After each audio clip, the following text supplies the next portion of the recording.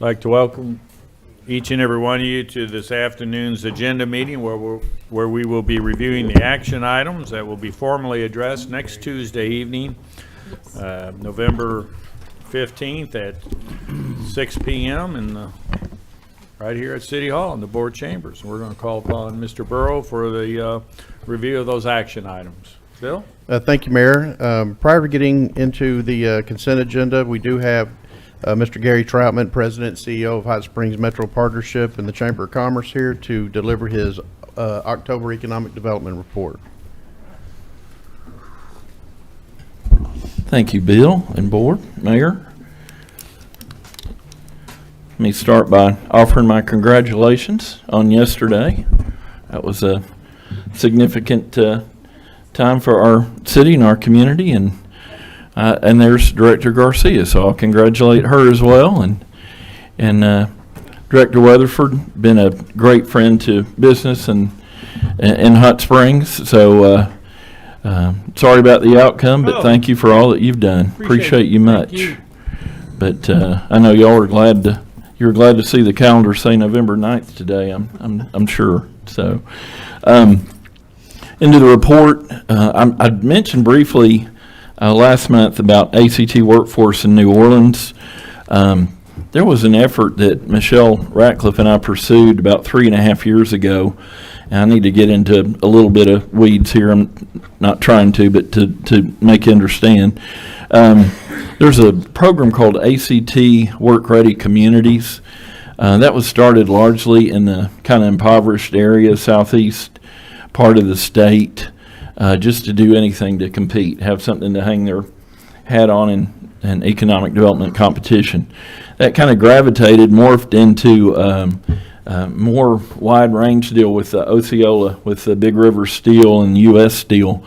And, it wasn't good enough at that point to have people that could just pass a drug test and show up and not be on their phone. They had to actually have some real skills.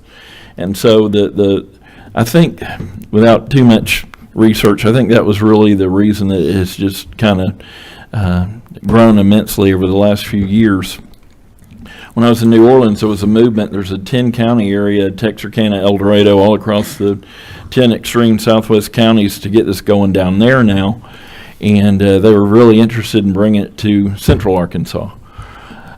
Fortunately, I'm talking to a lot of folks in Missouri, and I don't know if they differentiate a lot between Hot Springs and Little Rock, but suffice to say, I sold them really hard on on Hot Springs, and they're going to have the training here. They've offered it for us and for Hot Spring County and Montgomery just to start, but they'd love to have any other adjacent counties join us. That's going to take place at the end of March of 2023.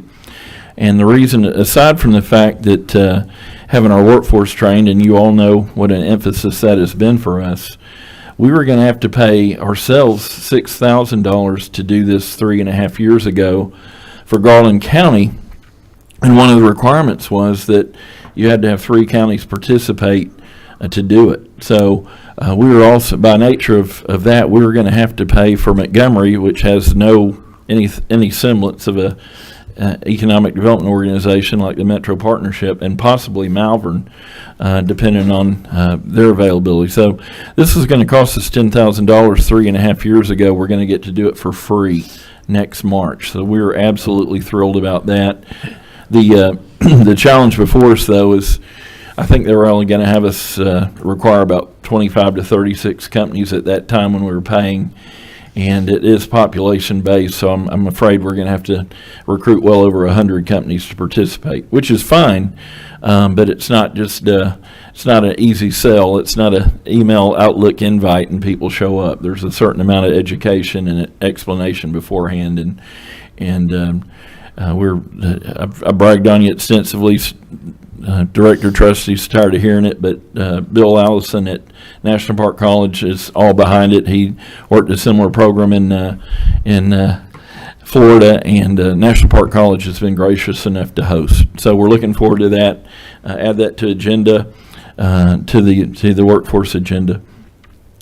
Vicki, who reported to you last month in my stead, and her husband represented Hot Springs at the Governor's Mansion District Export Council Awards, mainly to support local company Keith Smith and Company. Most of you know, but we did lose Don Benton as our workforce director. He had another position with some friends from way back in college that he was helping to start up their company. And I couldn't have told you before, but I can tell you now, on one of our benchmarking trips to West Memphis, along with Batesville Southside, Pea Ridge, North Little Rock, Morrilton, and a handful of others, are communities and high schools that are known to do workforce education particularly well. When we went to West Memphis, the gentleman that led our tour is Gary Jackson, and he is Hot Springs roots, and believe was both employed at Hot Springs and principal at Cutter. He's been the principal of their academies, which is basically career training part of the high school, for the last several years. And I'm so proud to tell you, he is going to be leaving there and coming to join us as our workforce education director on January the 3rd when we come back from the new year. So we all love Michelle. She did a fantastic job. For those of you that were at the Metro Partnership Banquet, Dr. Hogan gave her the award for making a difference in that area. But when we brought Don on, just in the few weeks that he was with us, I mean, he opened doors. We were in all 7 of the schools just immediately, had training lined up. As I did tell you, he and I had dinner with Dr. Maria Markham from the higher ed department in New Orleans. So we saw real quickly how having someone in education was a major step up to get in the arena of workforce education. So please help us welcome him at the time. Of course, we had most of you there, and thank you for attending. We had our Highway Commissioners Appreciation Lunch, the only one of its kind in the state, at the Track Kitchen a few weeks ago. We had Vince Signorelli, who will be our partnership chair in another year and a few months, from Tanner's, tell us about the success of his company and the future of pickleball, which is really just, frankly, blowing up on a global level. I know you had Glenn Barentine present the airport master plan. He did the same for our Metro Partnership building meeting a couple weeks ago. We had our One Voice agenda at the Garland County Library, in which we established our One Voice Summit, in which we established our legislative agenda for the next 2 years. Pleasantly surprised, the college hosted an expungement fair, which Harmony could probably tell you better than I could, but basically cleaning criminal records in order so these folks that had been convicted in the past could get back in the workforce. Not from personal experience. Not from personal experience, no, sir. But Thanks for the clarification. the legal background. But there were, pleasantly surprised, there were quite a few dozen attendees. I expected to be scattered with a few folks, but several dozen, and helping them get back into the workforce. We held our business expo with 41 booths. Nice turnout there. I know this is partnership, but I have to talk about Shannon just a minute. Shannon is nearing her 600th new member she's added for the chamber in 4 years and a couple months. So guess what happens when you're number one in the state? You get to teach membership and retention, which she did Friday before last at the state chamber to all her peers across the state. I've told you about we have a nominating committee. Arkansas Business just had their deadline. I don't want to jinx it, but we've nominated 4 or 5 local companies and 1 local CEO who you would all be very pleased if they won. So hopefully I have a nice announcement for you next time I'm in front of you. I had a visit with Diamond Head, the owner of Diamond Head. They're interested in developing all those lots that you've read about and turning those into affordable housing. Director Garcia, we've had that conversation at length. So very marketable. The land is there, ready to go. Just need to add some houses there and sell those lots. Draft day continues. Had a meeting at Lake Hamilton School with Amanda Porter and April Shepard from Dawson Co-op. That's still on the drawing board. We have upped the number of schools from 27 to 30 now that we'll be inviting to join us that day. And we worked with April Shepard that same day on submitting our Work Ready application. It's a lot more to it than might meet the eye. Ran into Hot Spring County Judge Dennis Thornton over the weekend. I've told you a lot about Jones Mill. The abatement has started as scheduled. Last time, how many times has something actually gone on as scheduled in that side of project? But started last Tuesday. Abatement demolition will start after the first of the year. So if you haven't driven to Jones Mill in a while, I hope you'll do it quickly while you can still appreciate what there is to see out there. I think that is about it. But if you have any questions, when I submitted the report the other day, I did put those one voice rankings on there, and you won't be the least bit surprised that at the federal level, the number one thing on everyone's mind was ACTI, and that the outcome there. And then both locally and state workforce development, workforce education, number 1A being the housing shortage. So I believe that concludes my report. Happy to answer any questions if I may. I will throw in that you can look for in future reports. I added a Majestic site section this month. We are really just going to talk about that next week, but I thought let's just go ahead and get it started now, and we can add to it from here on. Any questions of Gary? Director Garcia? Thank you, Mayor. Yeah, I just had a couple on the workforce development new program on the 100 companies you mentioned.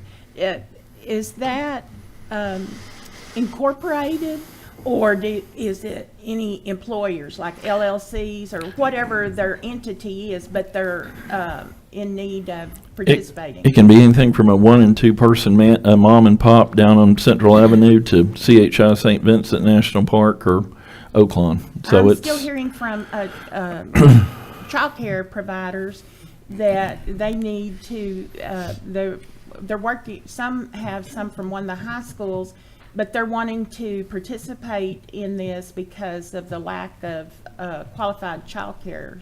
And that's important to the workforce for other positions, so their children are taken care of so they can work.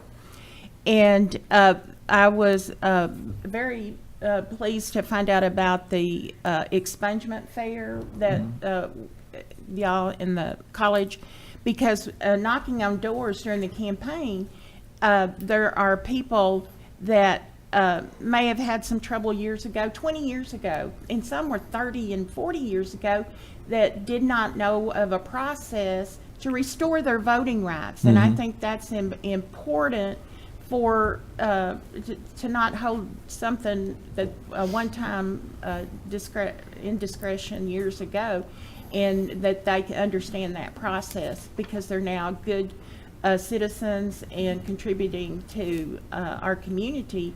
But I'm very pleased, and I think that will be something that maybe on a periodic basis would help people. Director Garcia, let me give complete credit. It was West Central, Cora Easterday, and her.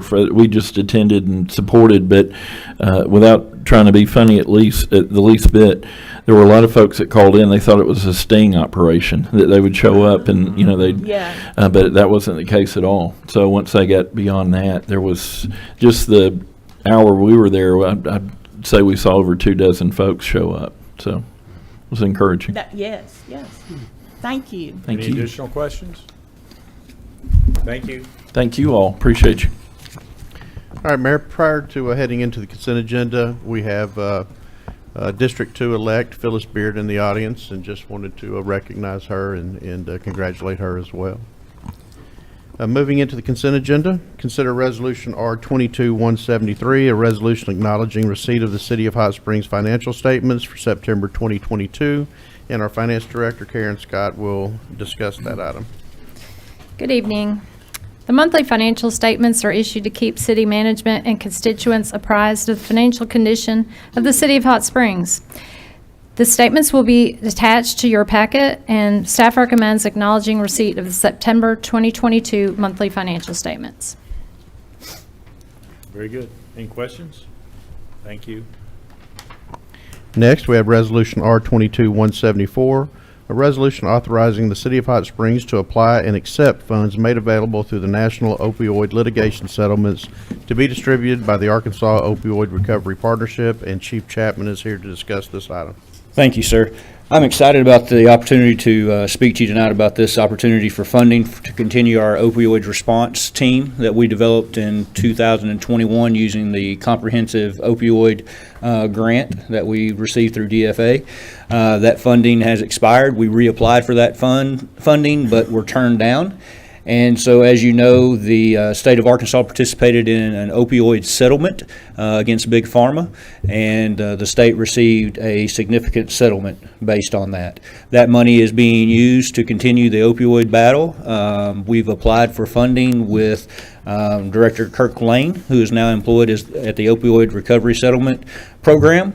I'm encouraged that we will be funded to continue this program, and I am excited to say we'll probably be the first agency to receive those funds. We've had some very encouraging conversations with Director Lane and his staff. The application has been submitted, and we are hoping that you will approve for us for the application and accepting of those awards. And I believe we may even get 2 years funding out of this, so pretty excited about it. Very good. Any questions of Chief Chapman? Thank you. Yes, sir. The total amount funded each year that we're requesting is about $230,000, so a significant amount of money for each year. Thank you. Next, we have Resolution R22-175, a resolution approving the application of A to B Cruises LLC for charter transportation permit, and our city clerk, Carmine Morrissey, will have this item. Thank you. Mr. Roy Elliott of ABC Cruises LLC has applied for a charter permit. He has not yet acquired the vehicle he plans to operate under the permit. However, he has provided photos of one that he is considering purchasing. This is very similar to an item that came to you before for a charter permit several months ago. I believe it was in July. So similar to that one, Mr. Elliott is requesting conditional approval of the charter permit. The permit would be granted upon satisfaction of the following conditions. Proof of lease or ownership of a vehicle that is similar to the one that he provided in his application. Proof that it's properly registered by the state of Arkansas and that it's properly insured. The Transportation Advisory Committee did hold their hearing on November 2nd. They received no protests for the application and considered his application and recommend to the board approval on those conditions that he be awarded the permit as long as he satisfies the conditions by October 30th of 2023. So this will all come to you as well as the application and the photos of the vehicle that he is considering. Will the packet include how he intends to operate? This is a charter permit, so it's similar to the other charters in that it's very specific to the group who charters the vehicle. So he won't have a specific route, but it would be simply a charter where he would pick up the group at a particular location and drop them at a particular location. Thank you. Any addition, Director Garcia? That's what I wanted to clarify. It's from point A to point B. It's not any sightseeing type. There's not a regular sightseeing route. Our code, and this will be in your packet, our code does define charter service as a motor vehicle under control to a group of persons who, pursuant to a common purpose or under a single contract at a fixed charge, have acquired the exclusive use of a vehicle to travel together as a group to a specified destination or for a particular itinerary, either agreed upon in advance or modified by a charter group after having left the place of origin. So a charter could pick you up at, let's say, the convention center and take you to some other locations before dropping you at a hotel. So it could have more than one stop. It would not have a particular route that it advertises for a sightseeing route. So this particular permit would not allow him to have a specified route that he advertises. So it would not qualify for those parking downtown for vehicles that we allow to park there for sightseeing. No, ma'am, those are just the sightseeing permits. Thank you. Yes, ma'am. Very good, thank you. Next, Resolution R22-176, a resolution amending Resolution number 1060, relating to the transportation charter permit issued to the Arkansas Destinations, Inc. And again, Ms. Morrissey. Thank you. This one is a little bit unique. So back in July, Arkansas Destinations, Inc. of Little Rock applied for a charter permit. On July 27th, a public hearing was held. On August 16th, it came before you, the board, that passed Resolution 10,060, approving the application of Arkansas Destinations, Inc. for a charter permit. Part of the process after that applicant is approved for a charter permit, they must register the vehicles with the city clerk. So Arkansas Destinations did that on October 7th and remitted their annual permit fee as well as registered the 2 trolleys. At that time, when they registered the trolleys, we saw that the trolleys are actually owned and insured by Arkansas Charters and Tours rather than Arkansas Destinations, to whom the permit was granted. So when asked to clarify the legal relationship between the 2 entities, Mrs. Cohen explained that she actually is president of both companies, and the way they operate is Arkansas Destinations, Inc. books the tours, whereas Arkansas Charters and Tours owns the vehicles and actually operates them. So the application actually should have been submitted by Arkansas Charters and Tours rather than Arkansas Destinations. So to remedy this issue, Mrs. Cohen has asked if we could amend the resolution that granted the permit to Arkansas Destinations, Inc. and include the name Arkansas Charters and Tours because of the way the 2 companies operate together. So that is what is coming to you, is actually amending the resolution that we approved granting that charter permit to Arkansas Destinations. Any further questions of the board? Director Trustee? Thank you. Is the ownership similar in the 2 companies? You said she's the president of both, but that doesn't say anything about the ownership. I would have to ask her to clarify the actual ownership. I just Okay. know that she's president of both companies and Okay. that's their operating relationship. Okay, thank you. And hopefully she will be joining us via Zoom. If you have any questions at the meeting, she could not be here today. But Director Garcia? this is on Oh, the I'm sorry. consent. This is on the consent agenda, so we might need to move it. I don't know. If you so choose, yes, to have We her can do answer it any that night. questions, Sure. we can do that. Director Garcia? Thank you. Was this the one that had all the redaction in it for addresses?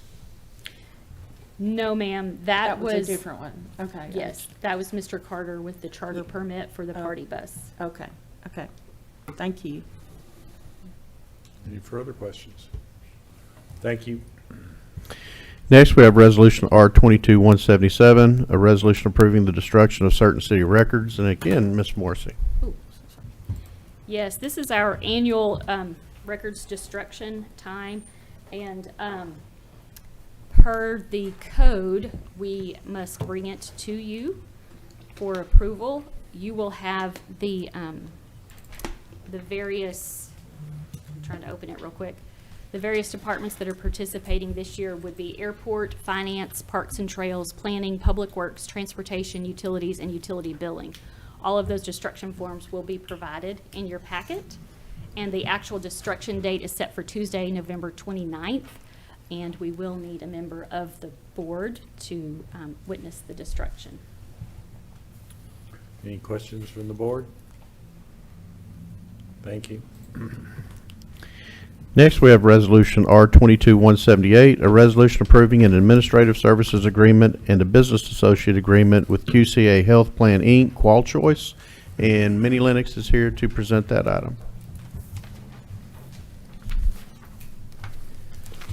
Good afternoon, Mayor. I'm Minnie Lennox, Human Resources Director for the City of Hot Springs, and I have Lauren Dees, if she would step up here. She handles our health insurance and wellness benefits here at the city. So on this one, the City of Hot Springs selected Qual Choice Health Insurance as a third-party administrator pursuant to selective competitive process in 2017. They have served the city well from 2017 to 2022. And with the Arkansas Code, it states that the governing body of the city of the first class, city of the second class, or incorporated town may purchase the following commodities without soliciting bids: renewal or extension of the terms of an existing contract. So we're asking to continue these agreements for an additional term of a calendar year of 2023 pursuant to Arkansas Code A 14-58-104-18. So we're asking the board to approve the administrative service agreement and the business associate agreement with Qual Choice Health Insurance for the city's self-funded employee group health insurance program for the calendar year of 2023. Very good. Any questions of Minnie? The administrative fees associated with it, is it on a per-person basis? Is it staying the same? Yes, sir, everything's staying the same. It is per person per month. Yeah. Next, we have Resolution R22-179, a resolution approving the dental and vision benefits plan renewal from Delta Dental of Arkansas that includes an increase in the annual maximum employee dental benefit amount. And again, Ms. Lennox. Thank you, City Manager. Each year, Delta Dental submits a renewal proposal. So for the year 2023, they have requested a 23-cent increase to the per employee per month administrative fee for dental. There will be no change to the employee paid vision rates. The increase for the dental administrative fee comes from the 9.55% increased cost of claims that were incurred in 2021 to claims incurred in 2022. In reviewing our current maximum benefit of $1,000 per employee per year, how much cost Delta Dental will cover, our recommendation is to increase this benefit to $4,000. The projected claim cost increase for 2023 is approximately $37,000. This is a projected increase. So we're asking the board to adopt a resolution renewing the administrative service agreement with Delta Dental for dental and vision services. Any questions of Minnie on this topic? Thank you. Next, we have Resolution R22-180, a resolution authorizing an agreement with American National Insurance Company, Barden Insurance Group, for certain professional services, stop-loss coverage insurance services. And again, our Human Resource Director, Ms. Lennox. Thank you, City Manager.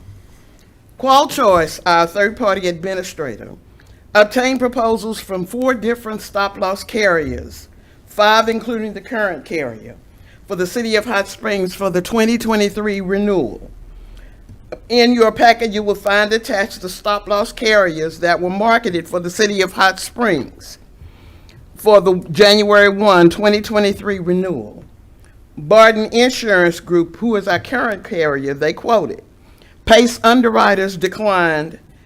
ARAN Underwriters declined. Starline Group quoted, not competitive with Barden's quote, and Crum and Foster declined. So our recommendation is that every annual renewal, Qual Choice requests proposals from their preferred stop-loss carriers for all self-funded clients. For the City of Hot Springs, January 1, 2023 renewal, Qual Choice requested proposals from the following: Barden Insurance Group, Starline Group, AARN Underwriter, Crum and Foster, and Pace Underwriters. Barden Insurance Group and Starline Group responded with a quote. The Starline Group quote was not competitive with Barden's quote. So based on the City of Hot Springs experience and the current large claimants, Qual Choice recommendation is to accept Barden's renewal option 1. Stevens supports the recommendation. I will entertain any questions. Any questions of Minnie on this item? Thank you. Thank you very much. Mayor, next we have Resolution R22-181, a resolution authorizing the mayor to submit a letter of endorsement of Southern Airways Express to the Essential Air Service EAS program authorized by the United States Department of Transportation, and our Deputy City Manager, Lance Spicer, will discuss the item. Lance? Yes, thank you. The item before you this evening, it's at the request of the Department of Transportation, kind of as a matter of process. DOT, they operate the Essential Air Service program. So in doing so, they ask for requests for proposals from potential airlines that wish to provide service. They do it, I think it's about 140, 150 communities across the country. Of course, with us, you're talking about Hot Springs, El Dorado, and Harrison. We had 2 airlines that answered that request for proposals. That's Boutique Air and Southern Airways Express. We did have the Airport Advisory Committee review those proposals, which will be in your packet. They unanimously have recommended Southern Airways Express. Southern Airways has been our EAS provider since 2017. Again, we recommended them in 2019, and hopefully we're going to have them again for the future. Southern Airways obviously is, from a service perspective with Essential Air Service, they're on time, and they're certainly a good location. Their flights are to Dallas-Fort Worth. So what they've proposed is 18 flights in total. That's 16 round-trip weekly trips to Dallas-Fort Worth, 2 to Memphis. So that's the Essential Air Service component. Southern Airways also has weekly service that they run from El Dorado to Harrison as well. But kind of really one of the points is the subsidy that they request from DOT is $2.9 million for year one. It incrementally increases over the 4 years to $3.1 million. And the other provider, just kind of for comparison's sakes, Boutique Air, theirs were 18 total flights to Dallas-Fort Worth, but their subsidy was just a little over $5 million. So a good bit more expensive, but obviously it's a different aircraft with Boutique versus Southern Airways. It's a Cessna Citation. So that's a smaller aircraft, but obviously very reliable. And in your package, you'll see their statistics as it comes to on time and being able to deliver passengers to Dallas-Fort Worth. A couple things about the EAS that is important to note. Southern Airways, the current provider, they do lease terminal and office space from the Hot Springs Airport, so that's about approximately $30,000 a year in rental income. And obviously, they're purchasing fuel from our fixed base operator, so that's about $115,000 a year to date fuel purchase as well. So important to point out, the EAS program, it does not cost the city of Hot Springs, the airport, or the city of Hot Springs anything directly to participate in it, and it is a benefit to our citizens. And so far, I think the community has supported Southern Airways. So that we would recommend that the mayor be authorized to issue that letter of support recommending Southern Airways Express. Any questions? Hearing none, thank you. Mayor, the next item is Resolution R-22-182, a resolution designating City Director Steve Trusty to serve as the voting delegate for Hot Springs, Arkansas at the National League of Cities Annual Business Meeting. As you know, Hot Springs is a member city of National League of Cities. The board approved through resolution number 10,047 on June 21st of 22, which authorized the out-of-state travel for directors Aaron Holliday, Marcia Dobbs-Smith, and Steve Trusty. We do have one vote in that business meeting, and for that to take place, they do need a resolution from the board authorizing one of the board members to be that designate, and Steve Trusty has volunteered to do so. So next week we'll be in Kansas City at the National League of Cities. It's great training for board members. Happy that to see these three going, and recommendation is to approve Director Steve Trusty as a voting delegate. Very good. Any debate on that? But I just wanted to add that all attendees are welcome to attend the business meeting. It's That's not, right. Yes. only restricted to the voting members. Correct. It's included in the registration, that's right. Yeah, that's a good point. Very good. Next item. Next item is Resolution R-22-183, a resolution approving a contract with RJN Group, Inc. for certain professional engineering services for Phase 2 and 3 of the Lower Gulf of Basin Interceptor Project in the amount of $763,180. And our Utilities Project Manager, Todd Pillar, will present. Thank you and good afternoon. This is, like Bill said, is the second and third phase of this Lower Interceptor Gulf of Basin project. It's for the final design, it's for the bidding documents, it is for the construction inspection of the Lower Gulf of Basin Interceptor project. The contract will be in a not-to-exceed amount of $763,180. And our JM Group right now has almost the 60% plans done, so we know what to do. Reason why we did this is we weren't sure what we were going to get into with 20,000 feet of large diameter pipe. So we had to do some reconnaissance, if you will, to figure out how to do the final design in the construction. As you know, the Gulf of Basin Interceptor is part of the ADEQ Consent Administrative Order and the Gravity Sewer Collection System. And they're expected the project to bid sometime next summer. It'll take approximately 450 days to complete, and it should be done by the end of 2024. Again, it's about 20,000 feet of large gravity sewer line, PVC. It's 24-inch to 42-inch, and it also has 90 manholes that will be replaced, repaired, or eliminated. The project runs basically from the intersection of Vernal Street and Spring Street along Gulf Creek, and then follows Spring Street down to the Gulf Pump Station located on Catherine Heights Road. The RJ and Group today, the preliminary construction estimate is about $18.8 million in total. This contract is for engineering and construction services only, and it'll come out of the 2020 wastewater bond. There are no construction associated with this contract. Any questions? No questions of Todd? Very good, thank you. Thank you. Next, we have Resolution R22-184, a resolution awarding a contract to Kate, Inc. for the Hot Springs Creek Greenway Trail, RDOT job number 061601, in the amount of $816,494.71. And our Deputy City Manager, Denny McFate, will present the item. Thank you, Mr. Burrows, members of the board.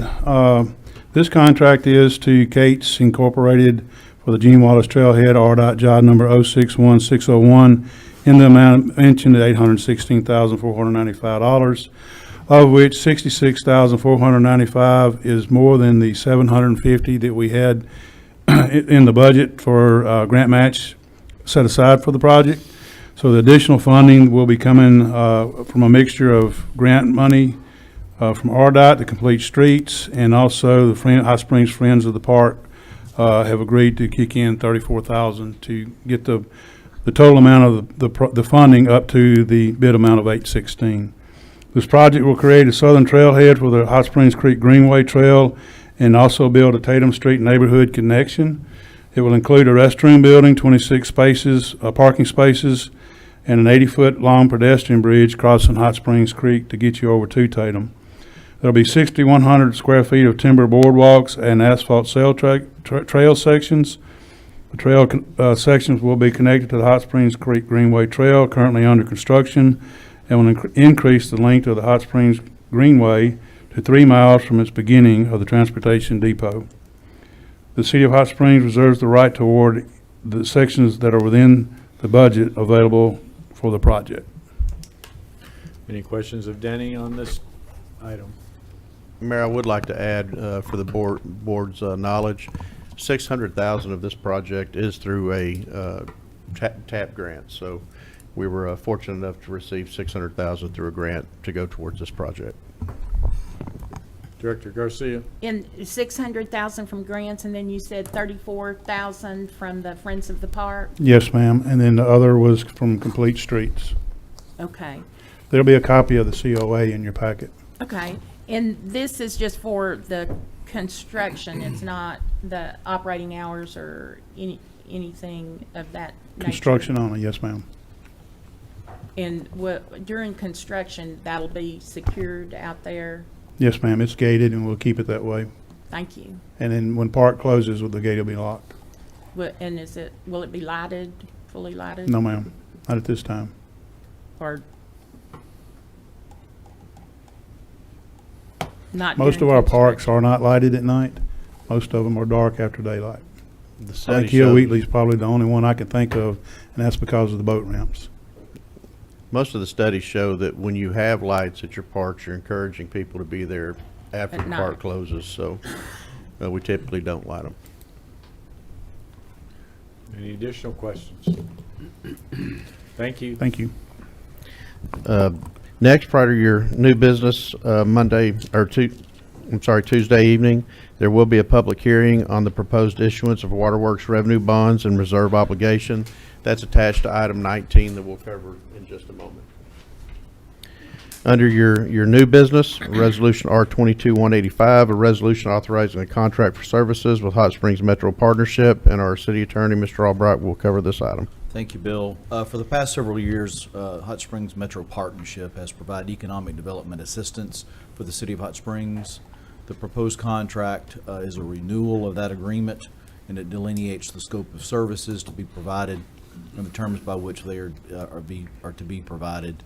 The base compensation is $100,000.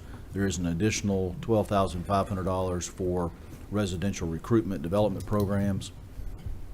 And something new for this year, a month or so ago, you received a presentation from Hot Springs Metro about the marketing, vetting of proposals for the former Majestic Hotel site. And so rather than coming up with a new agreement, quite frankly, the scope of services that is in their general agreement is broad enough to cover it, but there were some specific points that the board wanted to have, and I think Hot Springs Metro did as well. So for 2023, there will be an additional provision in the agreement, which will state, and of course this agreement will be in your packet. The city owns real property throughout the corporate limits that possess economic opportunities if properly developed. One particular location is that of the former Majestic Hotel site. Hot Springs Metro shall endeavor to secure a suitable buyer for this property for development. To that end, any and all offers received by the city from prospective buyers through September 30, 2023 shall be forwarded to Hot Springs Metro to be vetted. No action shall be taken by the city unless and until Hot Springs Metro provides the city with a rating and ranking of all proposals received upon conclusion of the vetting period, which shall conclude on November 1, 2023. That date was selected so that you can, if there is a decision to be made, you can make that decision during the term of their contract. None of us can guarantee that there will be a contract with Hot Springs Metro for 2024, so we would like to see that concluded by the end of the year. The evaluation criteria utilized for the rate and rank process shall include but not be limited to the guiding values for the development adopted by the Board of Directors in Resolution Number 9773. Those included enhanced economic opportunities, improve the local quality of life, and enhance the visitor experience, respect the arts, culture, and history of Hot Springs. Notwithstanding the foregoing, and in addition to vetting all such offers received by the city, Hot Springs Metro shall actively solicit prospective buyers for suitable development of the former Majestic Hotel property. Should such efforts produce a prospective buyer for suitable development prior to the September 30, 2003 timeline, Hot Springs Metro, at its option, may choose to rate and rank such proposals and present same to the city at any time prior to November 1, 2023. We felt that it was important that if there was a solid proposal, a solid plan for development, that we wouldn't wait until November to talk about it. If it's something that's worthy to bring to the board, they will rate and rank it and present that to you for your consideration. Any questions of Brian? All of this will be included in our packet, but does that, we would still receive all the information? You will receive the information in November unless there is a hot prospect that they want to bring to you before then. But all interest, everything they rate and rank will be given to us? Yes. Nothing will be left out? Correct. Thank you. Any additional questions? And obviously, Gary will be here next Tuesday night if you or the public have questions about this. Thank you. Mayor, the next item is Resolution R22-186, a resolution authorizing certain employee compensation and for other purposes. I've had contact by some of the board members expressing a desire to provide a lump sum payment to employees on the first pay date in December of '22. This payment will be equivalent to $1,200 for full-time employees and $600 for part-time employees, and the pay will be dispersed with payroll checks for the pay period ending November 25th of 2022. We have a couple of options if the board chooses to move forward with this. Option A, if the board so sees it, would be necessary to make budget adjustments to enable the payment from the operating budget, which will have a fund balance at the end of the year. Right now, it's about 10.8 million. We foresee bringing another 4 million into that fund balance at the close of 2022, bringing that close to 15 million. If the board so chooses to move forward with that, it would be in the amount of about 900 and, let's see, I just had that number. I've got too many numbers sitting in front of me. The total amount for the increase was 942,000, is that right? 925,000. We had 573,000 coming out of the general fund and 348,200 from the enterprise funds. We certainly can handle those payments from each fund, and that would come out of each respective fund balance. Option B, however, if the board chooses to authorize these payments, would come as premium pay from the available American Rescue Plan Act funds. It would be necessary to make budget adjustments on either one of these options. On your American Rescue Plan Act, we have about $7.9 million there that could be used. My recommendation would be on option A, and use that surplus as we're bringing over to the board in the amount of $3 million versus $4 million. I think this is something that would be very appreciative for the employees. We've done this over the past 2 years. The first year was out of the fund balance. Second year was out of the American Rescue Plan funds. It's pretty consistent with our county as well. In speaking with Judge Mahoney, he plans on doing an additional premium pay prior to the year end, and 2 next year actually, but we're only recommending right now the 1,200 and 600, depending on whether you're a full-time and part-time employee. But that'll be before you that night. So it is on your agenda as essentially an option between 2 separate resolutions, unless the board would like to direct the city manager to bring you one resolution. Just leave it the way it is for now? I favor A as Probably the A. city manager recommended. Just want to have A? Okay, all heads are nodding, so just bring option A. All right, thank you. Any other questions on that item? Nope, thank you. Thank you. Next, we have Resolution R22-187, a resolution adopting a budget for the city of Hot Springs, Arkansas for the year 2023 and for other purposes. Karen and I can kind of tag team this one if we need to. I've got a couple of notes that I want to pull out. This is very consistent with the budget that we presented during the work session. We had very few changes other than the ones that the board had discussion on that evening. The first was in the sales tax. We originally had a 3% sales tax in the revenue. We raised that to the 4%. It does appear that we'll be very well suited with the 4%. It's still pretty conservative compared to what we've had over the past 2 years. We did add an additional $5,000 into the board training line. There was some discussion on adding $100,000 into the demo and demolition line and increasing that. I did not put that in there at this time because of the carryover that we have.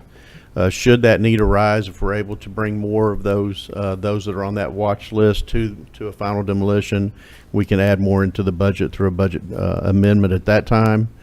Ms. Lennox discussed the addition in the dental plan. The reorganization of some of our employees in the information systems. I did have that in the budget. Unfortunately, we lost our GIS tech today. Now we had 2. We currently don't have 1. That position originally paid $35,000 a year, and we were moving that to $43,000. Was able to take a job with the state, pretty much a similar position with the Department of Health, paying $54,000. So hate to see him leave, but I understand that he does need to look out for his best interests as well. We had a small change in utilities with escalating a position there as an assistant utility director with all of the things that we have going on within the system. Bobby Harris, who's been our operations manager, I'm going to elevate him to an assistant utility director to make sure I have some coverage there when Monty is not there. And then one position that I discussed, but I ultimately left out of the budget by mistake, and that was adding one equipment operator in urban forestry. And looking at some of that work, if we add this one employee, we'll be able to have an additional mowing crew for right-of-ways. And I was asked the question on what they would do on the months where we're not mowing all of the right-of-ways. And during those times is when we're limbing trees and bringing those down in the drives. So it's definitely a position that's needed. I did not present that to you in the budget when we had our work session, so I wanted to make you aware of that. But other than that, the budget is very much what I presented at the work session, and we'll present again to you next Tuesday night. Director Garcia? Thank you, Mayor. Did Monty request the elevation of He this did. individual? And it's documented why it needs to be a permanent instead of a temporary when he's out? I don't know what you mean by documented, but it's one that I think we need. Well, that's what I mean. It's based on the workload. Sure. And the amendment for, if amendment was to come for demolition, is there any cost estimates for demolition of the property on Orange, the field house? We don't have any estimates on that. It's something that we certainly could. One of the things that I believe you had discussed at the meeting that night was to try to have some type of an estimate when we bring any of these to you. Yeah. Some of those are difficult just depending on what we run into when they take them down. Some of these homes that we're looking at, especially the older ones on the watch list, have asbestos tiling.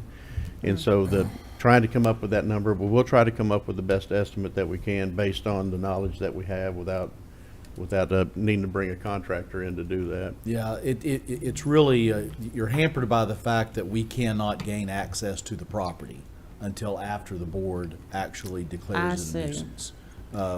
Fourth Amendment prevents us from Doing that. But we now have access to the field house. We do. And at least it can be all boarded up and secured as much as possible, but the property can't be repurposed until the demolition occurs. Is that right? They have had contractors in that building to work up their estimates. Sounds good. Thank you. Any additional questions? Thank you.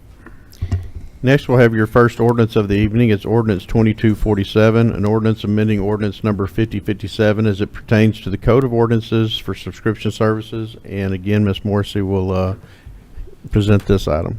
Thank you. This is a bit of a housekeeping item. Ordinance 5057 was passed in February of 2002.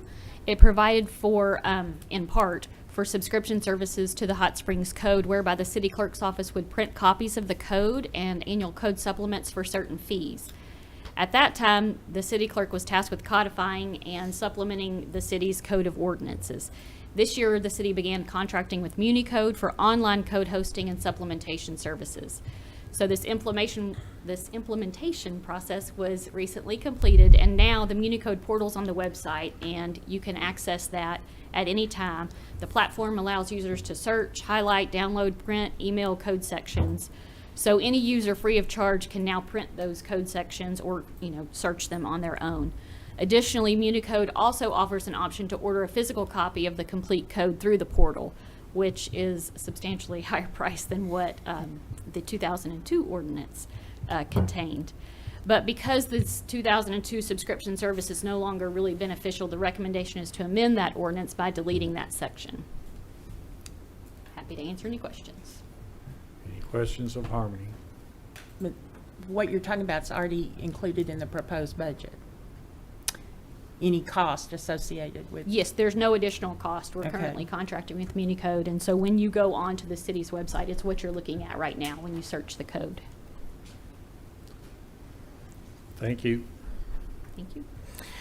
Next, we have ordinance O-2248, an ordinance amending ordinance number 5735, establishing rates and charges for services rendered by the waterworks system of the city of Hot Springs, Arkansas, repealing ordinance number 6216 and ordinance number 6244, and prescribing other matters relating thereto.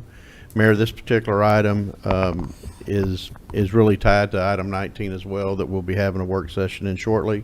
I'll be glad to go through it now, or if you'd rather, we'd wait to the work session, then decide whether it remains. Let's go through the work session and we can revisit these two items. Thank you. Next, we have ordinance O-2249, an ordinance authorizing the issuance of waterworks revenue refunding and construction bonds for the purpose of financing a portion of the cost of betterments and improvements to the city waterworks system and refunding the city's waterworks revenue improvement bond series 2010A, providing for the payment of the principal of and interest on the bonds, prescribing other matters relating thereto, and declaring an emergency. And again, we'll be covering that here shortly in the work session. So this concludes the action items that will be formally addressed next Tuesday evening. We do have a work session immediately following the agenda meeting, but we'll take about a 5-minute break and then reconvene. Thank you.